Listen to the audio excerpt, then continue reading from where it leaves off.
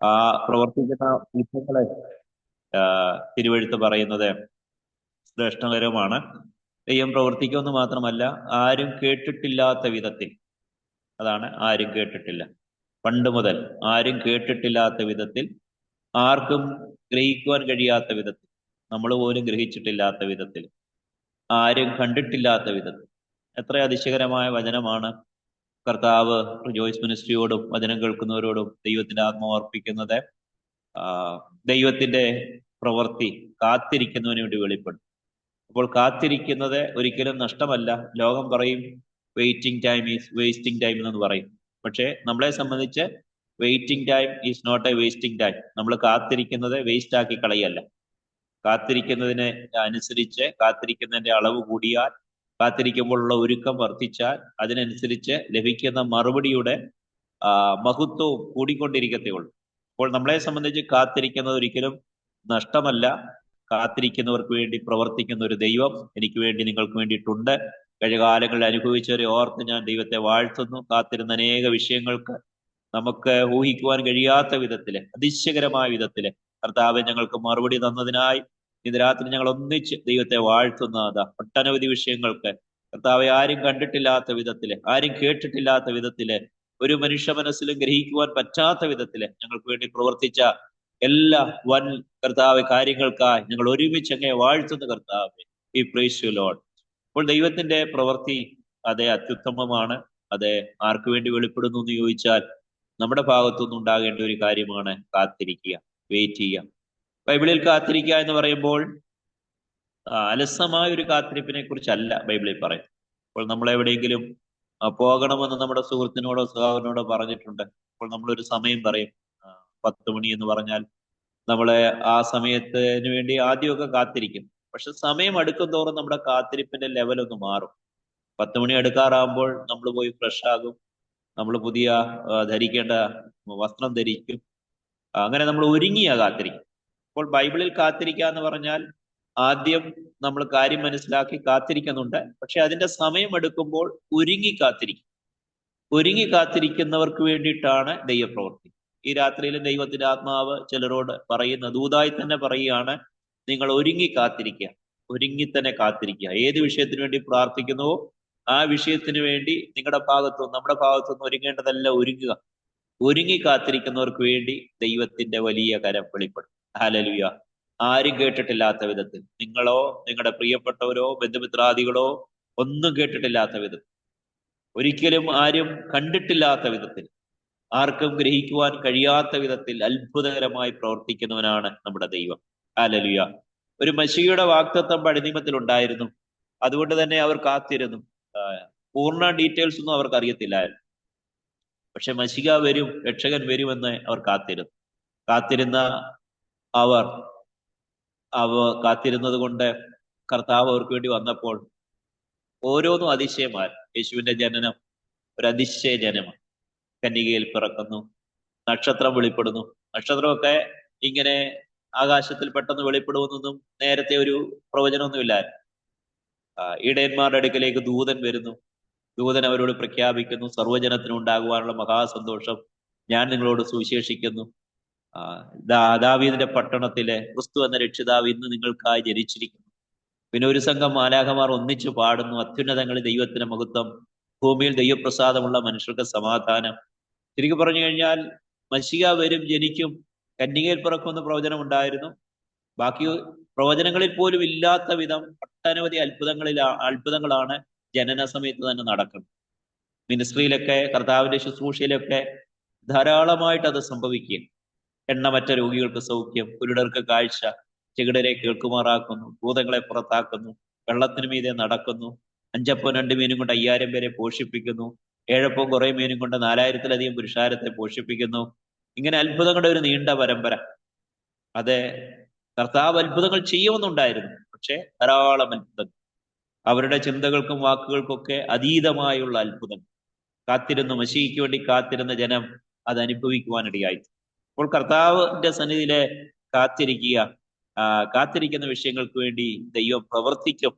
നമുക്ക് മറുപടി കാണുവാൻ ഇടയായിത്തീരും. അനുബന്ധ വാക്യങ്ങൾ കൂടെ ഓർപ്പിക്കട്ടെ. സങ്കീർത്തനം 25:3 നമ്മളെ പലപ്പോഴും ഉദ്ധരിക്കുകയും പറയുകയൊക്കെ ചെയ്യുന്നൊരു വാക്യമാണ്. സാംസ് ചാപ്റ്റർ 25 വേഴ്സ് 3. ശ്രേഷ്ഠകരമായ ഒരു വചനമാണ്. കാത്തിരിക്കുന്നവരെ സംബന്ധിച്ച് അവിടെ ഓർക്കേണ്ട കാര്യം ദാവീദ് ഓർപ്പിക്കുകയാണ്. ഇങ്ങനെയാണ് വായിക്കുന്നത്: നിന്നെ കാത്തിരിക്കുന്ന ഒരുത്തനും ലജ്ജിച്ചു പോകുകയില്ല. കാത്തിരിക്കുമ്പോൾ, ആക്റ്റീവായിട്ട് കാത്തിരിക്കുമ്പോൾ ലജ്ജിച്ചു പോകുമോ, അയ്യോ ഞാൻ നാണം കെട്ടു പോകുമോ, എന്റെ പ്രാർത്ഥനാ വിഷയത്തിന് മറുപടി കിട്ടുമോ എന്നൊക്കെ നമ്മൾ ഭാരപ്പെട്ടേക്കാം. പക്ഷെ തിരുവെഴുത്ത് എന്താ പറയുന്നത്? ദൈവത്തെ കാത്തിരിക്കുന്ന ഒരുത്തനും ലജ്ജിച്ചു പോകുകയില്ല. അതുകൊണ്ട് ദൈവത്തിന്റെ മക്കളെ വളരെ ഉത്സാഹത്തോടെ, വിശ്വാസത്തോടെ, ഒരുക്കത്തോടെ കാത്തിരിക്കുന്നെങ്കിൽ ലജ്ജിച്ചു പോകാൻ ദൈവം സമ്മതിക്കത്തില്ല. സഭയായി നിങ്ങൾ കാത്തിരിക്കുന്ന വിഷയങ്ങളിൽ, കുടുംബങ്ങളായി കാത്തിരിക്കുന്ന വിഷയങ്ങളിൽ, വ്യക്തിപരമായി വെയിറ്റ് ചെയ്യുന്ന വിഷയങ്ങളിലൊക്കെ ലജ്ജിച്ചു പോകാതെ അതിലൊരു അതിശയകരമായ മറുപടി, ഒരു അത്ഭുതകരമായ മറുപടി, ഒരു മിറക്കുലസ് ആൻസർ, ഒരു അത്ഭുതകരമായ മറുപടി നമ്മുടെ കണ്ണിന് മുമ്പിൽ ദൈവം വെളിപ്പെടുത്താൻ പോകുകയാണ്. അത് മറ്റാരും കണ്ടിട്ടില്ലാത്തതാ, വേറെ ആരും കേട്ടിട്ടില്ലാത്തതാ, ആർക്കും ഗ്രഹിക്കുവാൻ പറ്റാത്ത വിധത്തില് ദൈവം ഒരു അതിശയകരമായ മറുപടി 2025-ലും ഈ മാസത്തിലും ഓരോ മാസങ്ങളിലും നമ്മുടെ നടുവിൽ, നമ്മുടെ മുൻപിൽ വെളിപ്പെടുത്തുവാൻ ദൈവം ശക്തിയുള്ള ദൈവമാണ്. കർത്താവിന്റെ മഹത്വം അതിൽ വെളിപ്പെടും. കാത്തിരിക്കുന്ന ഒരുത്തനും ലജ്ജിച്ചു പോകുകയില്ല. അതുകൊണ്ട് നാം ആക്റ്റീവായിട്ട് തന്നെ കാത്തിരിക്കുക, വിശ്വാസത്തോടെ കാത്തിരിക്കുക, ഒരുക്കത്തോടെ കാത്തിരിക്കുക. ദൈവം പ്രവർത്തിക്കും, ദൈവം അത്ഭുതങ്ങളെ പ്രവർത്തിക്കും. കാത്തിരുന്നാലുള്ള ചില ഗുണങ്ങൾ തിരുവെഴുത്തുകളുടെ അടിസ്ഥാനത്തിൽ ഒന്ന് ഞാൻ ഓർപ്പിക്കുകയാണ്: ലജ്ജിച്ചു പോകത്തില്ല, ലജ്ജിച്ചു പോകുവാൻ അനുവദിക്കുകയില്ല. കുറച്ചൊക്കെ മറുപടി താമസിക്കുമ്പോൾ നമ്മൾ ചിന്തിക്കും, അയ്യോ ലജ്ജിച്ചു പോകുമോ. മറ്റുള്ളവരും ചിന്തിക്കും, കാത്തിരുന്ന് അവൻ ലജ്ജിച്ചു പോകുമോ, അവൾ ലജ്ജിച്ചു പോകുമോ. ഇല്ല, ദൈവം തന്റെ സമയത്ത് പ്രവർത്തിക്കും. അബ്രഹാമും സാറയൊക്കെ കാത്തിരിക്കേണ്ടി വന്നു അനേക വർഷങ്ങൾ. പക്ഷെ ദൈവം കൊടുത്തപ്പോൾ അനുഗ്രഹിക്കപ്പെട്ട ഇസ്ഹാക്കിനെ കൊടുത്തു. ഇസ്ഹാക്കും റബീക്കയും കാത്തിരിക്കേണ്ടി വന്നു 20 വർഷങ്ങൾ. പക്ഷെ ദൈവം കൊടുത്തപ്പോൾ ഏശാവിനെയും യാക്കോബിനെയും കൊടുത്ത് അനുഗ്രഹിച്ചു. യാക്കോബ് അതിൽ തെരഞ്ഞെടുക്കപ്പെട്ടവനാണ്. യാക്കോബും റാഹേലും കാത്തിരിക്കേണ്ടി വന്നു. പക്ഷെ റാഹേലിനെ ദൈവം യോസഫിനെ കൊടുത്തു. ബാക്കി 12 മക്കളെക്കാളും, 11 സഹോദരന്മാരെക്കാളും സഹോദരിയെക്കാളും, ബാക്കി 12 പേരെക്കാളും ഏറ്റവും ഉയർത്തപ്പെട്ടവനായ യോസഫ് തീർന്നു. കാത്തിരുന്ന് കിട്ടിയതാ. പക്ഷെ ദൈവം കൊടുത്തപ്പോൾ താണുപോയില്ല, അതിന്റെ മഹത്വം കുറച്ചു കളഞ്ഞില്ല. ബാക്കിയുള്ളവരെക്കാൾ ശ്രേഷ്ഠകരമായ ഒരു മകനെയാണ് കൊടുത്തത്. ആ യോസഫ് നിമിത്തമാണ് സഹോദരങ്ങളെല്ലാം ജീവിച്ചതും മിസ്രൈമിൽ പോയതും അവരുടെ ക്ഷാമത്തെ അവർ അതിജീവിച്ചതും. അപ്പോൾ കാത്തിരുന്ന് കിട്ടിയതൊന്നും വൈകല്യമുള്ളതായിരുന്നില്ല, അല്ലെങ്കിൽ മഹിമ കുറഞ്ഞതായിരുന്നില്ല, ശ്രേഷ്ഠത കുറഞ്ഞതായിരുന്നില്ല. ഒരു വിധത്തിൽ പറഞ്ഞാൽ ഒരു പടിയോടെ മെച്ചമായിരുന്നു. ഹന്ന കാത്തിരുന്ന് കിട്ടിയത് ശൗമുവേൽ. ആ ശൗമുവേൽ എത്ര ശ്രേഷ്ഠനായിരുന്നു. പെനീനയുടെ മക്കളുടെ പേരൊന്നും നമുക്കറിയത്തില്ല. പെനീനയുടെ മക്കൾ ഒരുപക്ഷെ അവർ പാർത്തിരുന്ന രാമധീം സേഫീമിനെ അപ്പുറമൊന്നും പോയി കാണത്തില്ല. പക്ഷെ ശൗമുവേലിനെ നോക്കുക, ഒരറ്റം മുതൽ മറ്റേ അറ്റം വരെ, ദാൻ മുതൽ ബേർശേവ വരെ ഇസ്രായേലിന്റെ വിശ്വസ്ത പ്രവാചകൻ, ഏറ്റവും നല്ല ന്യായാധിപൻ, ഏറ്റവും നല്ല പുരോഹിതൻ, ഒരേ സമയം തന്നെ ന്യായാധിപനായി, പുരോഹിതനായി, പ്രവാചകനായി ശോഭിച്ച ഒരു മകനെയാണ് ഹന്ന കാത്തിരുന്നുകൊണ്ട് കിട്ടിയത്. അതുകൊണ്ട് തലമുറയുടെ വിഷയത്തിൽ എന്ന് മാത്രമല്ല, ഏതൊരു വിഷയത്തിലും കാത്തിരുന്ന് കിട്ടുന്നത് ശ്രേഷ്ഠകരമാണ്. വിശ്വസിച്ച് ദൈവത്തെ സ്തുതിക്കുമോ, കാത്തിരിക്കുന്ന വിഷയങ്ങളിൽ ദൈവം തരുന്ന മറുപടി അതിന്റെ മഹിമ കുറഞ്ഞു പോകത്തില്ല. മേത്തരമായ ചില മറുപടികൾ, മേത്തരമായ ചില ഉത്തരങ്ങളെ യേശുവിന്റെ നാമത്തിലെ വെളിപ്പെടട്ടെ. സഭയ്ക്ക് വേണ്ടി, കുടുംബങ്ങൾക്ക് വേണ്ടി, തലമുറകൾക്ക് വേണ്ടി, ഭാവിക്ക് വേണ്ടി, മിനിസ്ട്രിക്ക് വേണ്ടി, ഭൗതിക മണ്ഡലത്തിലെ ആവശ്യങ്ങൾക്ക് വേണ്ടി, ശുഭഭാവിക്ക് വേണ്ടി, വിവാഹത്തിനു വേണ്ടി ഒക്കെ ശ്രേഷ്ഠ മറുപടികൾ യേശുവിന്റെ നാമത്തിലെ വെളിപ്പെടുവാനിടയാകട്ടെ. ഹല്ലേലൂയ. അപ്പോൾ കാത്തിരുന്ന് പ്രാപിക്കുന്നത് ഒരിക്കലും മഹിമ കുറഞ്ഞതായിരിക്കത്തില്ല, ഒരു പടിയുടെ മെച്ചമായത് ദൈവം നൽകിത്തരും. യോഹന്നാൻ സ്നാപകനെ നമുക്കറിയാം. സെക്കരിയാവും എലിസബത്തും ഒരു മകന് വേണ്ടി, അല്ലെങ്കിൽ ഒരു തലമുറയ്ക്ക് വേണ്ടി എത്രയോ കാത്തിരുന്നു. അവർ വളരെ പ്രായം ചെന്നു, വയസ്സ് ചെന്നു. ഇരുവരും ദൈവത്തിന്റെ സന്നിധിയിൽ നീതിയുള്ളവരാ, ശുശ്രൂഷ ചെയ്യുന്നവരാ. എന്നിട്ടും കാത്തിരിക്കേണ്ടി വന്നത് എന്താ എന്നൊക്കെ ആളുകൾ ചിന്തിച്ചു കാണും. അവർ പോലും ചിന്തിച്ചു കാണും, ഞങ്ങൾ വിശ്വസ്തയോട് ജീവിച്ചിട്ടും നീതിയോട് ജീവിച്ചിട്ടും ഞങ്ങൾക്കൊരു വംശം, തലമുറയില്ലാതെ പോയല്ലോ എന്നൊക്കെ ഭാരപ്പെട്ട് കാണും. വളരെ പ്രായം ചെന്ന് കഴിഞ്ഞപ്പോൾ ദൈവം ആ വിഷയത്തിന് പരിഹാരം നൽകിയപ്പോൾ ദൈവം അതിശയകരമായ ഒരു മകനെയാ കൊടുത്തു, സ്നാപയോവന്നാൻ. യേശുവിന്റെ മുന്നോടിയാകാനുള്ള ഭാഗ്യം, യേശുവിനെ സ്നാനപ്പെടുത്താനുള്ള ഭാഗ്യം, അതൊക്കെ കിട്ടിയത് സ്നാപയോവന്നാനാണ്. സ്ത്രീകളിൽ നിന്ന് ജനിച്ചവരിൽ യോഹന്നാൻ സ്നാപനേക്കാൾ വലിയവൻ ആരുമില്ല എന്ന് പറയത്തക്ക നിലയിൽ യേശുവിന്റെ സാക്ഷ്യം കിട്ടിയവൻ. അത്രയ്ക്ക് അതിശയകരമായ ഒരു മകനായിരുന്നു. ഒരുപക്ഷെ നേരത്തെ ഒരു സാധാരണ മകൻ ജനിച്ചിരുന്നെങ്കിൽ നമ്മളാരും അറിയാതെ പോയേനെ. പക്ഷെ ലോകമുള്ള കാലത്തോളം, ചരിത്രമുള്ള കാലത്തോളം, ആ കർത്താവിന്റെ സുവിശേഷം വ്യാപിക്കുന്ന കാലത്തോളം അറിയപ്പെടുന്ന ഒരു ആണ് ദൈവം കൊടുത്തത്.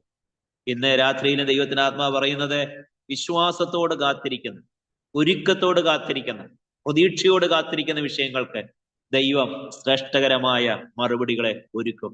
കർത്താവിന്റെ സന്നിധിയില് കാത്തിരിപ്പ് നഷ്ടമല്ല. വെയിറ്റ് ചെയ്യുന്ന സമയം അത് വേസ്റ്റ് അല്ല, അത് അനുഗ്രഹത്തിന്റെ സമയമാണ്. നമ്മൾ കാത്തിരിക്കണമെന്ന് പറയുന്നതിന്റെ പിന്നിലുള്ള ചില കാരണങ്ങൾ കൂടെ, അല്ലെങ്കിൽ കാത്തിരുന്ന കിട്ടുന്ന ചില അനുഗ്രഹങ്ങൾ കൂടെ നാം മനസ്സിലാക്കണം. അപ്പോസ്തലപ്രവൃത്തി 1-ാം അധ്യായം അതിന്റെ 4-ാം വാക്യത്തില് യേശുവും തന്റെ ശിഷ്യന്മാരോട് പറയുകയാണ്, നിങ്ങളും കാത്തിരിക്കണം. ആക്ട്സ് ചാപ്റ്റർ 1:4 അതൊരു പ്രധാനപ്പെട്ട വചനമാണ്. അപ്പോസ്തലപ്രവൃത്തി 1:4, ആക്ട്സ് ചാപ്റ്റർ 1:4. അവിടെ കർത്താവ് ശിഷ്യന്മാരോട് പറയുന്ന ഒരു വാക്ക് എന്താണ്?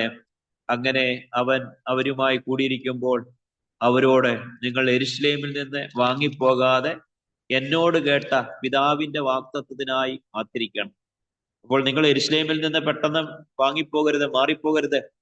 എന്നോട് കേട്ട പിതാവിന്റെ വാഗ്ദത്തത്തിനായി കാത്തിരിക്കണം. കർത്താവ് അവരോട് പറഞ്ഞൊരു വാഗ്ദത്തമുണ്ട്, പരിശുദ്ധാത്മാവിന്റെ വാഗ്ദത്തം. ആ വാഗ്ദത്തത്തിന് വേണ്ടി നിങ്ങൾ കാത്തിരിക്കണം. പരിശുദ്ധാത്മാവിന് വേണ്ടി കാത്തിരിക്കണം.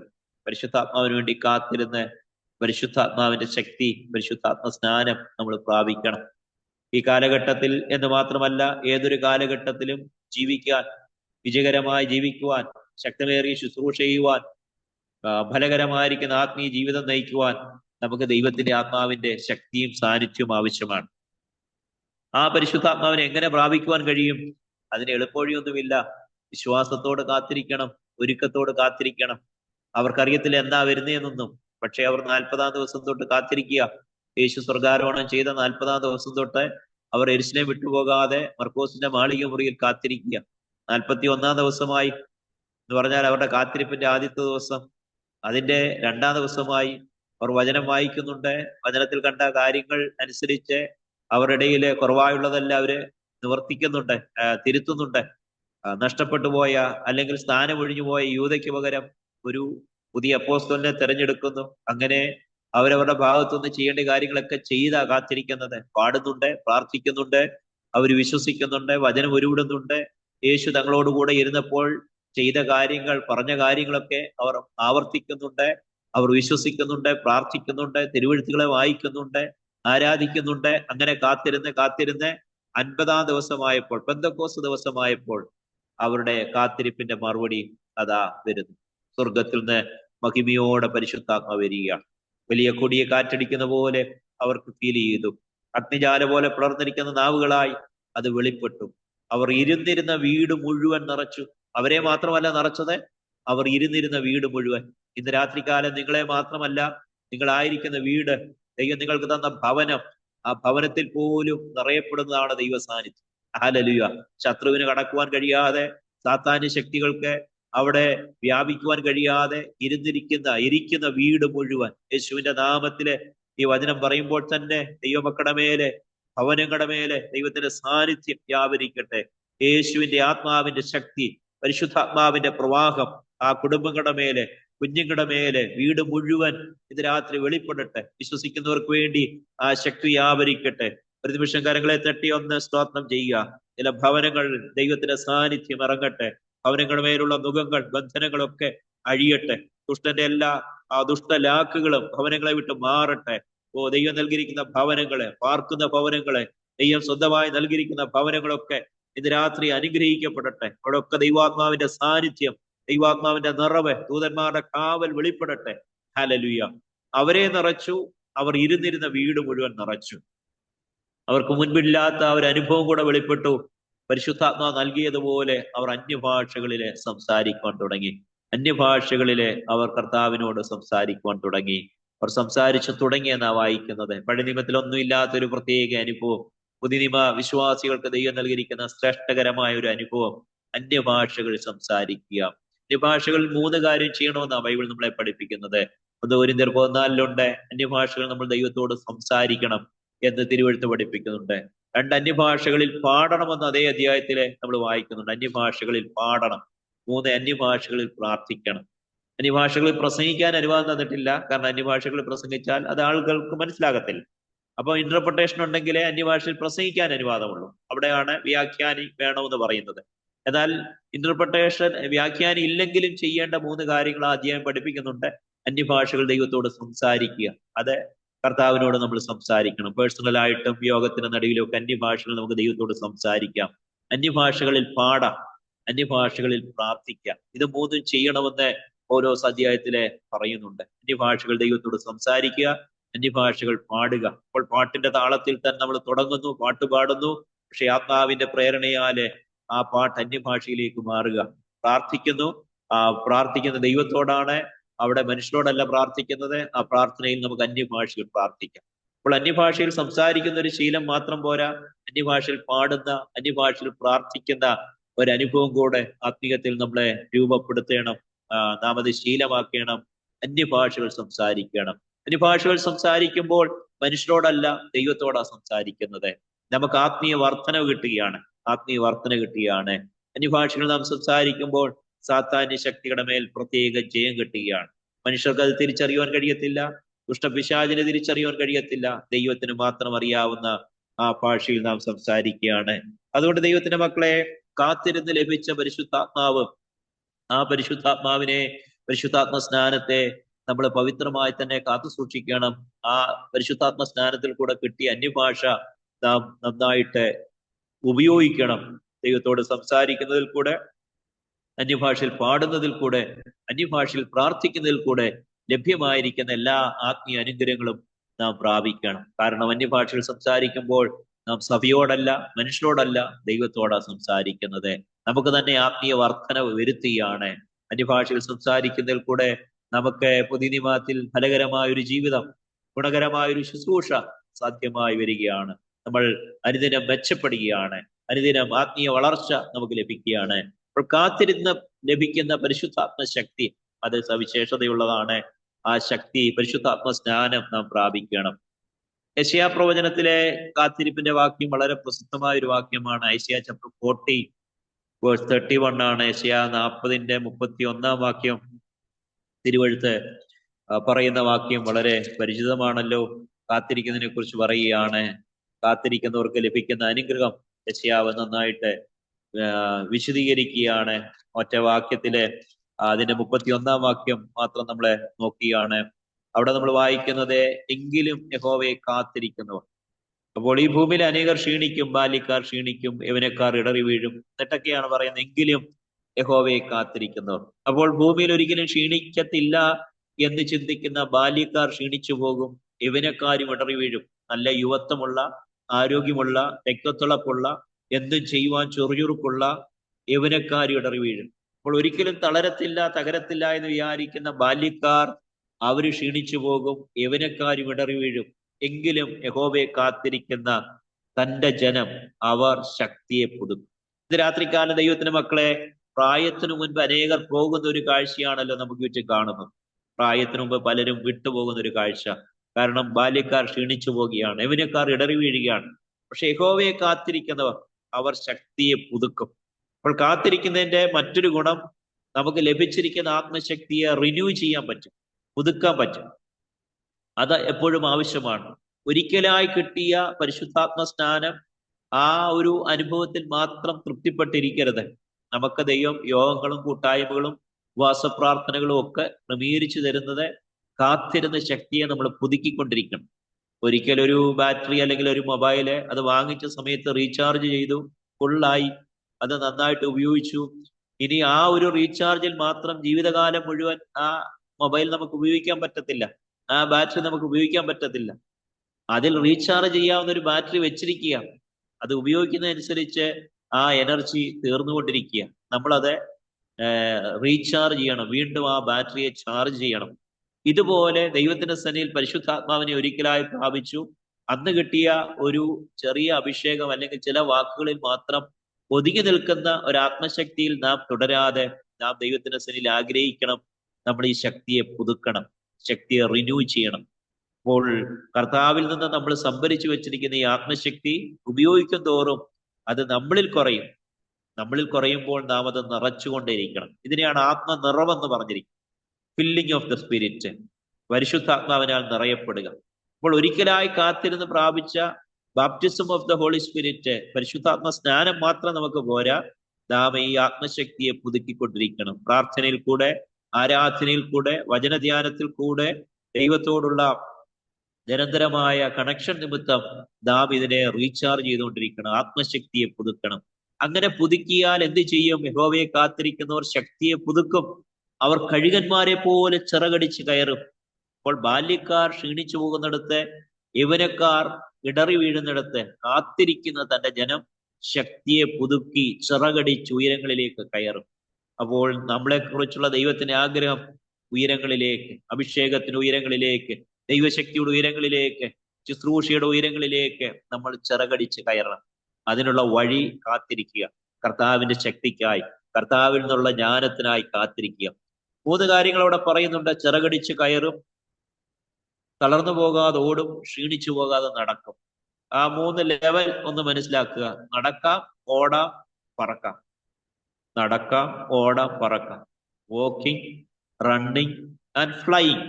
3 വ്യത്യാസം നിങ്ങൾക്ക് പെട്ടെന്ന് മനസ്സിലാകുമല്ലോ. വോക്ക് ചെയ്യുക, അത് ദൂരം പിന്നിടുക. 15 മിനിറ്റ് ഒരാളെ ഏൽപ്പിച്ചിട്ട് നടക്കാൻ പറഞ്ഞാൽ 15 മിനിറ്റ് കൊണ്ട് 1 കിലോമീറ്റർ നടക്കാം. 15 മിനിറ്റ് ഓടുന്ന ഒരാളെ ഏൽപ്പിച്ചിട്ട് ഓടാൻ പറഞ്ഞാൽ അതേ 15 മിനിറ്റ് കൊണ്ട് 3 കിലോമീറ്റർ ഓടാം. അതാണ് ഓട്ടക്കാരന് സാധ്യമാണ്. ഇതേ 15 മിനിറ്റ് ഒരു കഴുകനെ ഏൽപ്പിക്കാൻ, എന്നിട്ട് പറക്കാൻ പറയുക. ഇതേ 15 മിനിറ്റ് കൊണ്ട് കഴുകാൻ 15 കിലോമീറ്റർ പറക്കും. അതിന് 1 മിനിറ്റ് മതി 1 കിലോമീറ്റർ പിന്നിടാൻ. അത് തളരത്തുമില്ല. നടക്കുന്ന ആള് ചിലപ്പോൾ തളർന്നെന്നിരിക്കും, ഓടുന്ന ആള് ചിലപ്പോൾ ക്ഷീണിച്ചെന്നിരിക്കും. പക്ഷെ കഴുകൻ പറന്ന് ഇത്രയും ദൂരം പറന്ന് ക്ഷീണിക്കത്തില്ല. അത് വായുവിനനുസരിച്ച് അതിന്റെ ചെറുകളെ ചലിപ്പിച്ചുകൊണ്ട്, അതിനനുസരിച്ച് മൂവ് ചെയ്തുകൊണ്ട്, ചിലപ്പോൾ ചിറക് പോലും ചലിപ്പിക്കാതെ അതിനനുസരിച്ച് മുൻപോട്ട് പോയി അത് ലക്ഷ്യത്തിലെത്തും. അപ്പോൾ അഭിഷേകത്തിന്റെ ഗുണം മനസ്സിലാക്കുക. ലഭിച്ച സമയം ഒന്ന് തന്നെയാണ്, പിന്നിട്ട ദൂരം വ്യത്യസ്തമാണ്. ഈ രാത്രിയിൽ ഈ ദൂത് പറയുവാനുള്ള കാരണം ചിലരോടുള്ള ദൈവത്തിന്റെ ശബ്ദമാണ്. പ്രിയമുള്ളവരെ, കർത്താവിന്റെ ഒരു ശക്തി, ഒരു വലിയ അഭിഷേകം പ്രാപിച്ചാൽ ഉള്ള ഗുണമെന്ന് പറയുന്ന കുറഞ്ഞ സമയം കൊണ്ട് കൂടുതൽ ദൂരങ്ങൾ ആത്മീയത്തിൽ, മിനിസ്ട്രിയിൽ പിന്നിടുവാൻ കഴിയും. ഹല്ലേലൂയ. അനേക വർഷങ്ങൾക്ക് മുമ്പ് കർത്താവിനെ അറിഞ്ഞ പലരും ഇന്നും ചെറിയ അളവിൽ തന്നെ തുടരുമ്പോൾ ഈ വചനം കേൾക്കുന്ന ചിലർക്ക് തന്നെ കുറച്ചുകൂടെ ദൂരം പിന്നിടാൻ കഴിഞ്ഞതിന്റെ പിന്നിലുള്ള രഹസ്യം ആത്മശക്തിയാ, അഭിഷേകമാണ്. ആ അഭിഷേകത്തിന്റെ ഒരു പകർച്ച റിജോയ്സ് മിനിസ്ട്രിയിലെ വിശ്വസിക്കുന്നവരിലെ, വചനം കേൾക്കുന്നവരിലെ ഇന്ന് രാത്രി ദൈവാത്മാ പകരുക. വലിയ ദൂരങ്ങൾ പിന്നിടുവാൻ, കുറഞ്ഞ സമയം കൊണ്ട് അധികം ദൂരങ്ങൾ പിന്നിടുവാനുള്ള സ്വർഗീയ അഭിഷേകം ഈ വചനം കേൾക്കുന്നവരിലെ, ദൈവദാസന്മാരിലെ, ദൈവമക്കളിലെ, ശുശ്രൂഷയ്ക്കായി വാഞ്ചിക്കുന്നവരിലെ, പ്രാർത്ഥനാ പോരാളികളിലെ ഇന്ന് രാത്രി വ്യാപരിക്കട്ടെ. യേശുവിന്റെ അധികാരമുള്ള നാമത്തിലെ വലിയ ദൂരങ്ങൾ പിന്നിടുവാൻ ഉള്ള ദൈവിക അഭിഷേകം, അഭിഷേകത്തിന്റെ പുതുക്കം, കഴുകനെ പോലെ ബഹുദൂരങ്ങൾ തളരാതെ മുൻപോട്ട് പറക്കുവാനുള്ള ദൈവശക്തി എന്റെ ജനത്തിന്റെ മേലെ, എന്റെ ദാസിദാസന്മാരുടെ മേലെ ഇത് രാത്രി വെളിപ്പെടട്ടെ. ഹല്ലേലൂയ. കർത്താവ് ചിലരെ ഈ ദിവസങ്ങളിൽ ഒന്ന് പൊക്കിയെടുക്കുക, ഉയർത്തിയെടുക്കുക. നടന്ന് പോകുന്ന ഒരു തലത്തിൽ നിന്ന് ഓടുന്ന ഒരു തലത്തിലേക്കും, ഓടുന്ന തലത്തിൽ നിന്ന് പറക്കുന്ന ഒരു തലത്തിലേക്കും. വിശ്വസിക്കാമോ? നടന്ന ഒരു തലത്തിൽ നിന്ന് ഓടുന്ന ഒരു തലത്തിലേക്കും, ഓടുന്ന ഒരു തലത്തിൽ നിന്ന് അധികം ദൂരം പിന്നിടുവാൻ 15 ഇരട്ടി വ്യത്യാസമാണ് നടക്കുന്നതും പറക്കുന്നതും തമ്മിലെ. ഹല്ലേലൂയ. 5 ഇരട്ടി വ്യത്യാസമാണ് ഓടുന്നതും പറക്കുന്നതും തമ്മിലെ. അത്രയ്ക്കൊരു വ്യത്യാസത്തിലേക്ക് ഈ ദിവസങ്ങളിലെ കർത്താവ് ചിലരെ ഒരുക്കിയെടുക്കുകയാണ്. യേശുവിന്റെ നാമത്തിലെ ബഹുദൂരം പറക്കുവാൻ, അതിവേഗം പറക്കുവാൻ, ക്ഷീണിക്കാതെ ആത്മീയത്തിൽ പറക്കുവാൻ യേശുവിന്റെ ബലം, കൃപയുടെ ശക്തി, യേശുവിന്റെ ആത്മാവിന്റെ ശക്തി യേശുവിന്റെ നാമത്തിൽ അധരങ്ങളിലെ, ആ കരങ്ങളിലെ ഒക്കെ വെളിപ്പെടട്ടെ. ഹല്ലേലൂയ. വിരലുകളിൽ വെളിപ്പെടട്ടെ. കർത്താവിന്റെ ബലം, അഭിഷേകം ഇത് രാത്രി വ്യാപരിക്കട്ടെ. ഹല്ലേലൂയ. അപ്പോൾ സന്തോഷത്തോടെ ചില ദൈവിക കാര്യങ്ങൾക്ക് വേണ്ടി സമർപ്പിക്കപ്പെട്ട പ്രിയപ്പെട്ടവരെ കർത്താവ് ഈ ദിവസങ്ങളിലെ ഒന്ന് കുതിച്ചുയരുന്ന ഒരു അനുഭവത്തിലേക്ക് കർത്താവ് കൊണ്ടുപോവുകയാണ്. ഹല്ലേലൂയ. നടക്കുമ്പോഴും നമ്മൾ ദൈവത്തിന് വേണ്ടി തന്നെ ചലിക്കുക. പക്ഷേ അത് കുറഞ്ഞ ദൂരമേ പിന്നിടത്തുള്ളൂ. ഓടുമ്പോൾ കുറച്ചുകൂടെ ബലമാകും. ഹല്ലേലൂയ. കൂടുതൽ ദൂരം പിന്നിടാം. പക്ഷേ അവിടെ കൊണ്ട് തീരുന്നില്ല എന്ന് ദൈവാത്മ ഓർപ്പിക്കുക.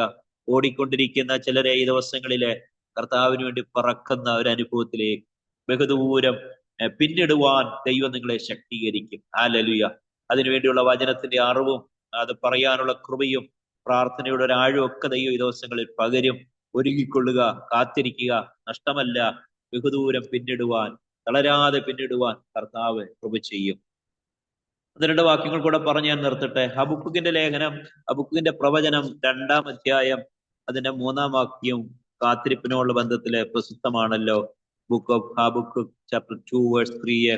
ദർശനത്തെ കുറിച്ച് പറഞ്ഞു വരുമ്പോൾ അവിടെ വായിക്കുന്ന പദപ്രയോഗം ശ്രദ്ധേയമാണ്. കാത്തിരിക്കുന്നവർക്ക് ലഭിക്കുന്ന മഹത്വം, കാത്തിരിക്കുന്നവർക്ക് ലഭിക്കുന്ന അനുഗ്രഹമാണ് നമ്മുടെ ചിന്താവിഷയം. ദർശനത്തിനൊരു അവധി വെച്ചിരിക്കുന്നു, അത് സമാപ്തിയിലേക്ക് ബന്ധപ്പെടുന്നു, സമയം തെറ്റുകയില്ല. അപ്പോൾ നമ്മുടെ മനസ്സിൽ ദൈവത്താൽ രൂപപ്പെടുന്ന ദർശനം, ആ വിഷൻ, കാഴ്ചപ്പാട്, ആ കാഴ്ചപ്പാടിന്, ആ വിഷന് ദൈവം തന്നതും നാം പരിശുദ്ധാത്മാവിനാൽ മനസ്സിലാക്കിയതും ലക്ഷ്യമായി വെച്ചിരിക്കുന്നതുമായ ദർശനം, അതിനൊരു സമാപ്തിയുണ്ട്. സമാപ്തി എന്ന് പറഞ്ഞാൽ മനോഹരമായ പൂർത്തീകരണം എന്നാണ്. Beautiful perfection. ഏറ്റവും മനോഹരമായിട്ട് അത് പെർഫെക്റ്റ് ആയിട്ട് പൂർത്തീകരിക്കപ്പെടുന്നതാണ്. നോക്കുക, അപ്പോൾ മനോഹരമായി പൂർത്തീകരിക്കപ്പെടും, സമാപ്തിയിലേക്ക്, അതിന്റെ പൂർണ്ണതയിലേക്ക്, മനോഹരമായ പൂർത്തീകരണത്തിലേക്ക് അത് ബന്ധപ്പെടുകയാണ്. സമയം തെറ്റത്തില്ല, സമയം തെറ്റിപ്പോകത്തില്ല. അതിന് വൈകിയാലും അതിനായി കാത്തിരിക്കുക. അപ്പൊ സമയം തെറ്റത്തില്ല എന്ന് പറഞ്ഞിട്ട് വൈകിയാലും കാത്തിരിക്കുക എന്ന് പറയുമ്പോൾ ചിന്തിച്ചാൽ നമുക്ക് ഒരു കൺഫ്യൂഷൻ തോന്നിയേക്കാം. സമയം തെറ്റത്തില്ലെങ്കിൽ പിന്നെ എങ്ങനെ വൈകുന്നതെന്ന് നമ്മൾ ചിന്തിച്ചേക്കാം. സമയം തെറ്റത്തില്ല എന്ന് പറഞ്ഞാൽ ദൈവത്തിന്റെ സമയം തെറ്റത്തില്ല. നമുക്ക് ചിലപ്പോൾ വൈകിയതായിട്ട് തോന്നാം, പക്ഷെ ദൈവത്തിന് സമയം തെറ്റത്തില്ല. വൈകിയാലും അതിനായി കാത്തിരിക്കാം എന്ന് പറഞ്ഞാൽ സ്വർഗത്തിന്റെ ക്ലോക്ക് നമുക്ക് വേണ്ടി നിശ്ചയിക്കപ്പെട്ടിരിക്കുന്ന ആ സമയം, അത് കൃത്യസമയത്ത് തന്നെ അത് നടക്കും. അതുകൊണ്ട് അതിനായി തന്നെ കാത്തിരിക്കുക. അത് വരും, നിശ്ചയം, താമസിക്കുകയില്ല.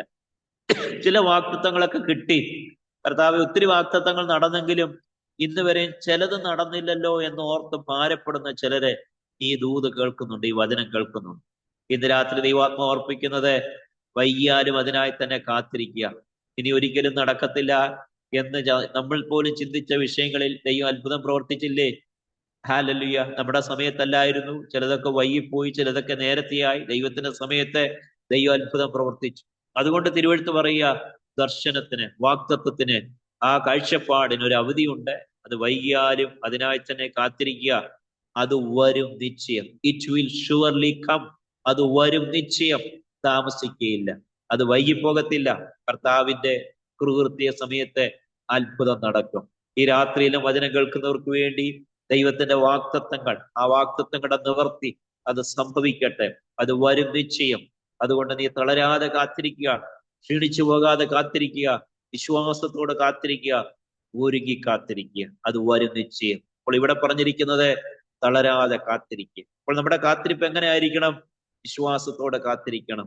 പിന്നെ നാം എങ്ങനെ കാത്തിരിക്കണം? ഒരുങ്ങി കാത്തിരിക്കണം. പിന്നെ നാം എങ്ങനെ കാത്തിരിക്കണം? തളരാതെ കാത്തിരിക്കണം. അത് വരും, നിശ്ചയം. പരിശുദ്ധാത്മാവിന്റെ ശക്തി, അതിനുവേണ്ടി കാത്തിരിക്കണം. ശക്തി പുതുക്കുന്നതിന് വേണ്ടി കാത്തിരിക്കണം. ദർശനത്തിന്റെ നിവർത്തിക്ക് വേണ്ടി, കാഴ്ചപ്പാടുകളുടെ നിവർത്തിക്ക് വേണ്ടി, ദൈവത്തിന്റെ സന്നിധിയിൽ നമ്മൾ ആഗ്രഹിച്ച് പ്രാർത്ഥിച്ച കാര്യങ്ങളുടെ നിവർത്തിക്ക് വേണ്ടി ഒരുങ്ങി കാത്തിരിക്കണം. അത് വരും, നിശ്ചയം, താമസിക്കുകയില്ല. കർത്താവിന്റെ സന്നിധിയിൽ കാത്തിരിക്കുക. കാത്തിരിക്കുമ്പോൾ അത് സംഭവിക്കും, അത് നടക്കും. അത് അത്ഭുതകരമായി തീരുവാൻ ദൈവത്തിന്റെ ആത്മ ഇടവരുത്തും. ഹല്ലേലൂയ. അപ്പോൾ അന്നത് ഹബക്കുക്കിന് ഒത്തിരി ചോദ്യങ്ങൾ ഉണ്ടായിരുന്നു. എന്തുകൊണ്ട് ദൈവത്തിന്റെ ജനം കഷ്ടം അനുഭവിക്കുന്നു? ദൈവത്തെ അറിയാത്ത ജാതികളെ ദൈവജനത്തിന്റെ അനുസരണത്തിന് വേണ്ടി കൊണ്ടുവരുന്നത് എന്തിനാണ്? ദൈവജനത്തെ അടിമകളാക്കുവാൻ, പ്രവാസികളാക്കുവാൻ ബാബിലോണിനെ എന്തുകൊണ്ട് കൊണ്ടുവരുന്നു എന്നൊക്കെ ഒരു ചോദ്യമായിരുന്നു. അപ്പോൾ തന്റെ ജനത്തിന്റെ നന്മയ്ക്ക് വേണ്ടി, ആത്മീയ വളർച്ചയ്ക്ക് വേണ്ടി, അനുസരണത്തിന് വേണ്ടി വിജാതിയരെ പോലും ഉപയോഗിക്കുവാൻ ദൈവത്തിന് കഴിയുമെന്ന് ദൈവം വെളിപ്പെടുത്തുവാനും തന്റെ ജനത്തെ ഒരുക്കിയെടുക്കുവാനും മെരുക്കിയെടുക്കുവാനും ഒക്കെ ദൈവം വിജാതിയരെ അനുവദിച്ചൊരു സമയം. അപ്പോൾ ഒത്തിരി ആവലാദികൾ ഉണ്ടായിരുന്നു ഈ ഹബക്കുക്കിന്. എന്നാൽ ഹബക്കുക്ക് കർത്താവിന്റെ അടുക്കിലേക്ക് എന്നപ്പോൾ ദൈവത്തിന്റെ സന്നിധിയിലെ കാവൽ ഗോപുരങ്ങളിൽ ഇരുന്ന് കാവൽ കാത്തുകൊണ്ട് ദൈവത്തിന്റെ സന്നിധിയിലായിരുന്നപ്പോൾ ദൈവനോട് പറയുകയാണ്, ദർശനത്തിനൊരവധി ഉണ്ട്. അപ്പോൾ ചെറിയ അവധിയുണ്ട് ചില കാര്യത്തിന് വലിയ അവധിയുണ്ട്. ചിലപ്പോൾ നമുക്ക് ഹോളിഡേ ഒരു ദിവസമൊക്കെ കിട്ടത്തുള്ളൂ. പക്ഷെ ചില പ്രത്യേക ഉത്സവങ്ങളില് ചിലപ്പോൾ ഒരാഴ്ചയായി. സമ്മർ വെക്കേഷനൊക്കെ ചിലപ്പോൾ 2 മാസമായിരിക്കാം. അപ്പോൾ ചിലത് വലിയ അവധിയാണ്. ഏതായാലും ഒരു അവധിയുണ്ട്, ചെറിയ അവധിയോ വലിയ അവധിയോ ഉണ്ട്. ആ അവധിക്ക് ശേഷം അവധി തീരുന്ന ഒരു സമയമുണ്ട്. അപ്പോൾ കർത്താവിന്റെ ആ പ്രവൃത്തി വെളിപ്പെടും. ദർശനത്തിന് ഒരു അവധിയുണ്ട്, അവധി പൂർത്തീകരിക്കപ്പെടും. എന്നും അവധി ആയിരിക്കത്തില്ല, അവധി മാറും, സമാപ്തിയിലേക്ക് അത് ബന്ധപ്പെടുകയാണ്. സമയം തെറ്റത്തില്ല, കർത്താവ് ചിലത് നിവർത്തിക്കും. 2023 നടക്കാത്ത എത്രയോ കാര്യങ്ങൾ 2024 ദൈവം നമുക്ക് നടത്തി തന്നു. അങ്ങനെയാണെങ്കിൽ 2024 നടക്കാത്ത ചില പുതിയ കാര്യങ്ങൾ 2025 നടക്കും. എത്ര പേർ വിശ്വസിച്ച് സ്തോത്രം ചെയ്യും? ഈ വർഷം ചില പുതിയ കാര്യങ്ങൾ ദൈവം എനിക്ക് വേണ്ടി ചെയ്യും, എന്റെ മിനിസ്ട്രിക്ക് വേണ്ടി ചെയ്യും, എന്റെ പ്രവർത്തന സ്ഥലങ്ങളിൽ ചെയ്യും, ഞങ്ങളുടെ മിഷൻ ഫീൽഡുകളിൽ ചെയ്യും. യേശുവിന്റെ നാമത്തില് കുടുംബങ്ങളിലെ, വ്യക്തികളിലെ, ജോലി സ്ഥലങ്ങളിലെ, ആത്മീയത്തിലെ, ചർച്ചിലെ, മിഷൻ പ്രവർത്തന ഏറിയകളിലെ ഒക്കെ ചില പുതിയ കാര്യങ്ങൾ, നാളിതുവരെ നടക്കാത്ത ചില കാര്യങ്ങൾ യേശുവിന്റെ നാമത്തിൽ സംഭവിക്കുന്നതുകൊണ്ട് സ്തോത്രം. ഞങ്ങളത് വിശ്വസിക്കുന്ന കർത്താവേ, ഞങ്ങളുടെ നാമത്തിൽ ഞങ്ങളത് പ്രതീക്ഷിക്കുന്ന കർത്താവേ. അത്ഭുതം നടക്കട്ടെ, ദൈവപ്രവൃത്തി വെളിപ്പെടട്ടെ കർത്താവേ. ഹല്ലേലൂയ. അപ്പോൾ ദർശനത്തിന്റെ കാഴ്ചപ്പാടുകൾ, ദൈവത്തിന്റെ സന്നിധിയിൽ നമ്മൾ പ്രാർത്ഥിച്ച് നമ്മൾ ഒരുക്കി വെച്ച ലക്ഷ്യം, അതാണ് ദർശനം. ദൈവം തന്ന വെളിപ്പാടുകൾ, അതാണ് ദർശനം. ദൈവം തന്ന വാഗ്ദത്തങ്ങളുടെ പൂർത്തീകരണം, അതാണ് ദർശനം. അത് അതിന്റെ സമാപ്തിയിലേക്ക്, പൂർണ്ണതയിലേക്ക് വരും. സങ്കീർത്തനത്തിലെ ഒരു വാക്യം കാത്തിരിപ്പിനുള്ള ബന്ധത്തിലെ ശ്രദ്ധേയമാണ്. നമ്മളെ സാധാരണ ഉദ്ധരിക്കുന്ന വാക്യമാണ്. സങ്കീർത്തനം 40-1 മുതലുള്ള വാക്യങ്ങൾ ഒന്ന് നോക്കുക. Psalms chapter 40 verse 1 to 3. സങ്കീർത്തനം 40-1 മുതലുള്ള വാക്യങ്ങൾ വളരെ പരിചിതമായ വാക്യങ്ങളാണ്. ഞാൻ യഹോവയ്ക്കായി കാത്തിരുന്നു.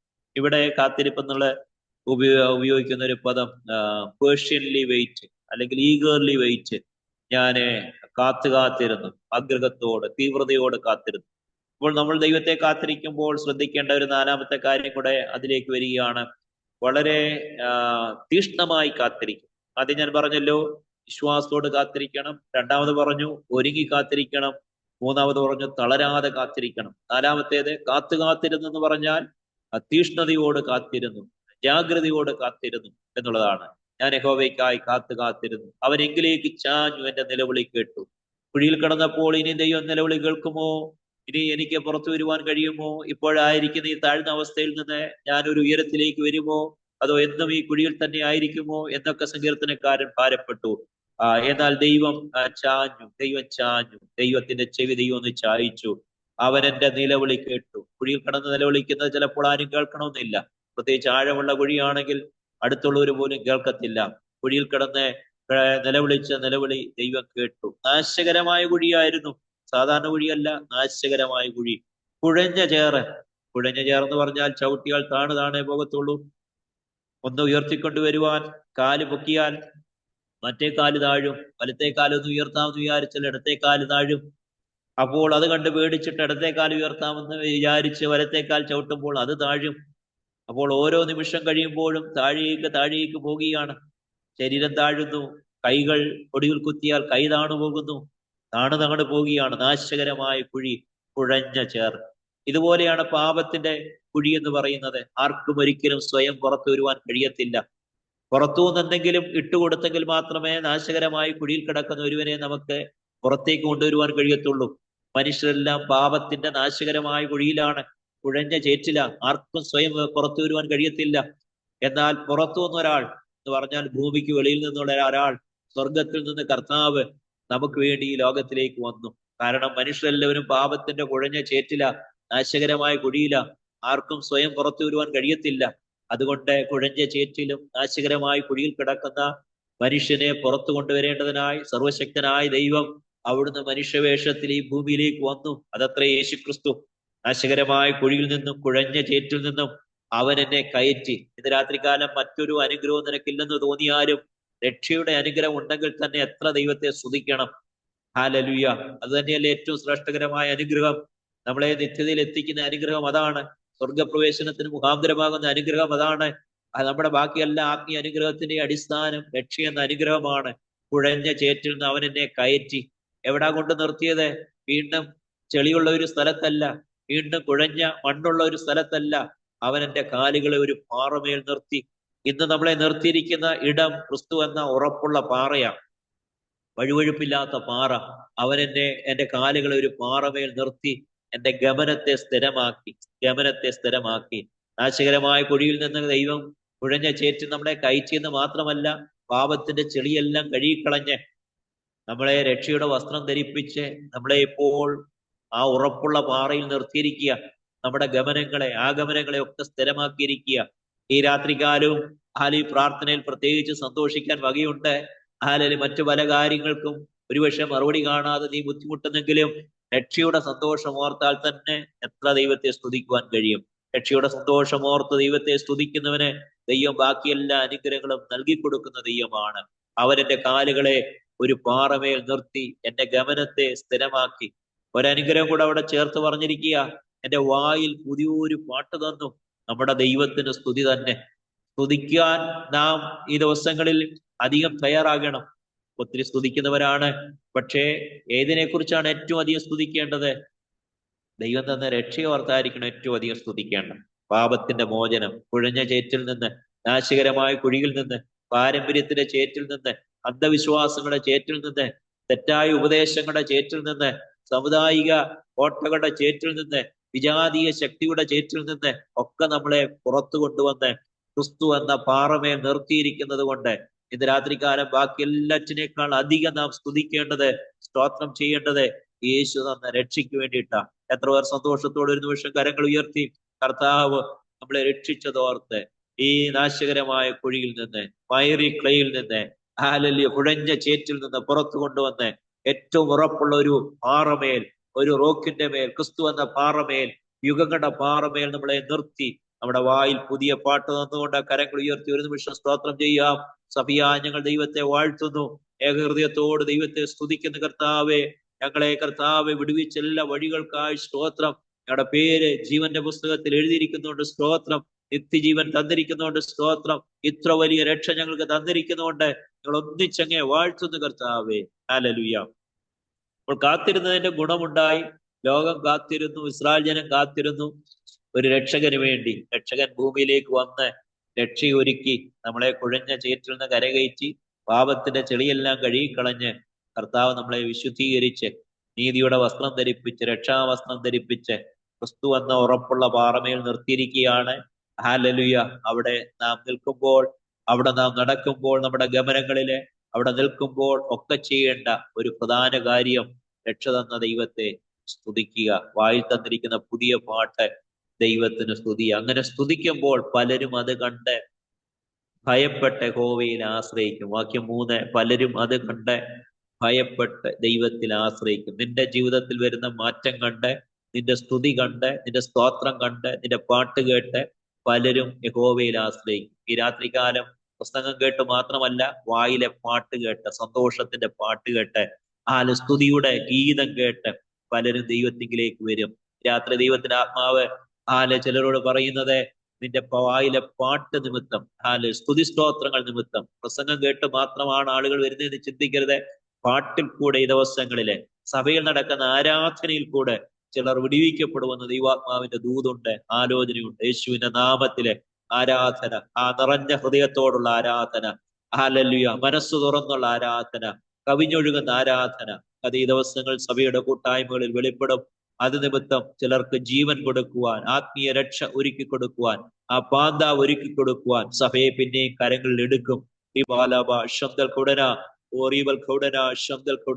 സഭയിലെ ആരാധന, സന്തോഷത്തോടുള്ള ആരാധന, കവിഞ്ഞൊഴുകുന്ന ആരാധന, നിറഞ്ഞൊഴുകുന്ന ആരാധന ചിലരുടെ ഹൃദയങ്ങളിൽ മാറ്റമായി, ജീവനായി, ചൈതന്യമായി ഒക്കെ തീരുമെന്ന്, വരുന്നവർക്ക് പിന്നെ വരുവാനുള്ള ഒരു ഹല്ലേലൂയ ഒരാഗ്രഹമായി തീരുമെന്ന് ദൈവാത്മാവിന്റെ ആലോചന. ദീപാലവയുടെ ശബ്ദൽക്കുടന പരിചയത്തെക്കാൾ ഉപരിയായി കേവലം ചടങ്ങായിട്ടുള്ളതല്ല, ആചാരപരമായിട്ടുള്ളതല്ല, നിറഞ്ഞു കവിഞ്ഞൊഴുകുന്ന ഒരു ആരാധന റിജോയ്സ് ചർച്ചിൽ നിന്ന്, ദീപാലവയുടെ ഓരോ പ്രിയപ്പെട്ടവരിൽ നിന്ന് വീണ്ടും പുറത്തേക്ക് ഒഴുകുന്ന ഒരു അനുഭവം. അത് യേശുവിന്റെ നാമത്തിലെ ചൈതന്യമായി, അനുഗ്രഹമായി, വിടുതലായി ഒക്കെ വെളിപ്പെടുമെന്ന് ദൈവാത്മാവിന്റെ ദൂത് ദീപാലവയുടെ. അതുകൊണ്ട് ആരാധനയിൽ വീണ്ടും ഉത്സാഹത്തോടെ മുൻപോട്ട് പോവാൻ ദൈവം സഹായിക്കട്ടെ. അതൊരു അനുഗ്രഹമായി തീരുമെന്ന് ദൈവത്തിന്റെ ആത്മാവ് ഓർപ്പിക്കുകയാണ്. വിബാലവയുടെ പലരും അത് കണ്ട് ഭയപ്പെട്ട് യഹോവയിൽ ആശ്രയിക്കും. നിങ്ങളുടെ സന്തോഷത്തോടുള്ള സ്തുതി, സന്തോഷത്തോടുള്ള പാട്ട്, സന്തോഷത്തോടുള്ള ആരാധന അതൊരു അനുഗ്രഹമാണെന്ന് ദൈവാത്മാ പ്രത്യേകമായി ഓർപ്പിക്കുന്നതോട് എടുത്തു പറയുകയാണ്. സഭയ്ക്ക് അതൊരു അനുഗ്രഹമായി തീരും, പലർക്കും അതൊരു ചൈതന്യമായി തീരും. നിങ്ങൾക്ക് തന്നെ ചൈതന്യമാകും, മറ്റു പലർക്കും അത് അനുഗ്രഹമായി തീരും. ഒരു വാക്യം കൂടെ വായിച്ച് ഞാൻ നിർത്തുകയാണ്. ഫിലിപ്പിയർ 3:20-21 വാക്യങ്ങളിലും പൗലോസ് കാത്തിരിപ്പിനെ കുറിച്ച് പറയുന്നുണ്ട്. ഫിലിപ്പീൻസ് ചാപ്റ്റർ 3:20 and 21 വളരെ പ്രസിദ്ധമായ വചനങ്ങളാണ്. അതും ഇന്ന് വായിക്കുന്ന വചനങ്ങളെല്ലാം പൊതുവെ അറിയാവുന്ന വചനങ്ങളാണ്. വിഷയത്തോടുള്ള ബന്ധത്തില് നാം അത് ഒന്ന് വീണ്ടും നോക്കിയാണ്. ഫിലിപ്പിയർ 3:20-21 പൗലോസ് സഭയോട് പറയുന്ന ഒരു വാക്ക് ശ്രദ്ധേയമാണ്. നമ്മുടെ പൗരത്വം സ്വർഗത്തിലാവുന്നു, അവിടുന്ന് കർത്താവായ യേശുക്രിസ്തു രക്ഷിതാവായി വരും എന്ന് നാം കാത്തിരിക്കുന്നു. അപ്പോൾ നമ്മുടെ പൗരത്വം, നമ്മുടെ സിറ്റിസൺഷിപ്പ് അത് സ്വർഗത്തിലാണ്. Our citizenship is in heaven, from which he will come as our saviour. അവിടുന്ന് കർത്താവ് രക്ഷിതാവായി വരും, നമ്മുടെ രക്ഷിതാവായി വരും.